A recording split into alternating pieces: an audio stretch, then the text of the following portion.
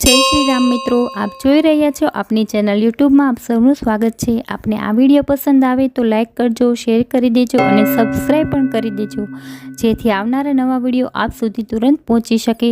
ધન્યવાદ। હનુમાનજીની જન્મજયંતિ ચૈત્ર પૂર્ણિમાના દિવસે ઉજવવામાં આવે છે। બજરંગબલીની ભક્તિ માટે આ દિવસ ખૂબ જ ખાસ અવસર છે। દર વર્ષે ચૈત્ર માસની પૂર્ણિમાના દિવસે પવનપુત્ર હનુમાનજીની જન્મજયંતિ ઉજવવામાં આવે છે।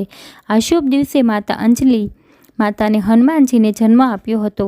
હનુમાનજીના જન્મદિવસને જયંતિના બદલે જન્મોત્સવ તરીકે ઓળખવો યોગ્ય રહેશે, કારણ કે બજરંગબલી અમર છે। જયંતિનો ઉપયોગ એવા વ્યક્તિ માટે કરવામાં આવે છે જે હવે આ દુનિયામાં હયાત નથી।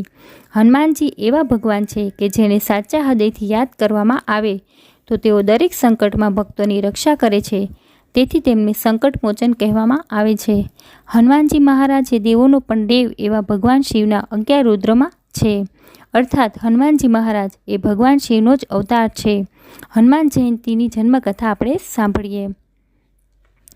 ભગવાન હનુમાનના જન્મની કથા માતા અંજની સાથે જોડાયેલી છે। ભગવાન હનુમાન માતા અંજની અને કેસરી નંદનના પુત્ર હતા કે જેઓ અંજનાગીરી પર્વતના હતા। અગાઉ અંજની ભગવાન બ્રહ્માના કોર્ટમાં એક અપ્સરા હતા। તેણે એક ઋષિએ શાપ આપી વાંદરી બનાવી દીધી। પોતાના બાળપણમાં અંજનીએ એક વાંદરાને પગ ઉપર ઊભા રહી ધ્યાન લગાવતા જોયો તો તેણે તે વાંદરાને ફળ ફેંકીને માર્યો। તે વાંદરો એક ઋષિમાં બદલાઈ ગયો અને તેની તપસ્યા ભંગ થતાં તે ક્રોધિત થઈ ગયો। તેણે અંજનીને શ્રાપ આપ્યો કે જે દિવસે તેને કોઈનાથી પ્રેમ થઈ જશે તે જ ક્ષણે તે વાંદરી બની જશે। અંજનીએ બહુ માફી માંગી અને ઋષિને તેને ક્ષમા કરવાનું કહ્યું, પરંતુ ઋષિએ તેની વાત ન સાંભળી અને અંજનીને શાપ આપી કહ્યું કે તે પ્રેમમાં પડ્યા બાદ વાંદરી બની જશે, પરંતુ તેનો પુત્ર ભગવાન શિવનું રૂપ હશે। થોડાક સમય બાદ અંજની જંગલોમાં રહેવા લાગી। ત્યાં તેની મુલાકાત કેસરી સાથે થઈ કે જેના પ્રેમમાં પડતા જ તે વાંદરી બની ગઈ અને કેસરીએ પોતાનો પરિચય આપતા અંજનીને જણાવ્યું કે તે વાંદરાઓનો રાજા છે। અંજનીએ ધ્યાનથી જોયું તો જણાવ્યું કે કેસરી પાસે એક એવું મુખ હતું કે જેને માનવીમાંથી વાંદરા અથવા વાંદરામાંથી માનવીમાં ફેરવી શકતો હતો।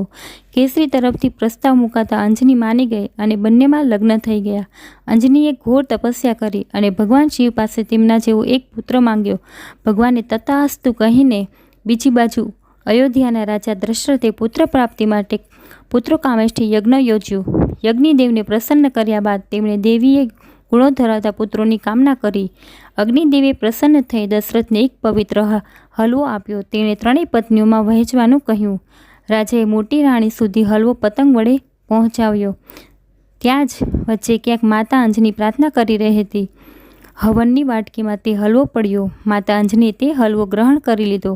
તેને ખાધા બાદ તેને લાગ્યું કે જાણે ગર્ભમાં ભગવાન શિવનો વાસ થઈ ગયો હોય। તે પછી તેમણે હનુમાનજીને જન્મ આપ્યો।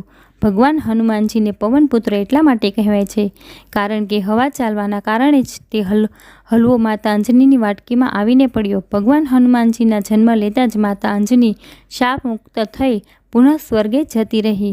ભગવાન હનુમાન 7 ચિરંજીવીઓમાંથી એક છે અને તેઓ ભગવાન શ્રીરામના ભક્ત હતા। રામાયણની ગાથામાં તેમનું સ્થાન આપણા સૌને ખબર જ છે। તો આ હતી હનુમાનજીની જન્મકથા। આપને હજી સુધી મારી ચેનલ સબસ્ક્રાઈબ નથી કરી તો પ્લીઝ જલ્દીથી કરી દો અને તમારા મિત્રોને શેર કરવાનું ભૂલતા નહીં અને કોમેન્ટ બોક્સમાં જય શ્રી કૃષ્ણ લખવાનું ભૂલતા નહીં। મળીશું આગળના નવા વિડીયોમાં।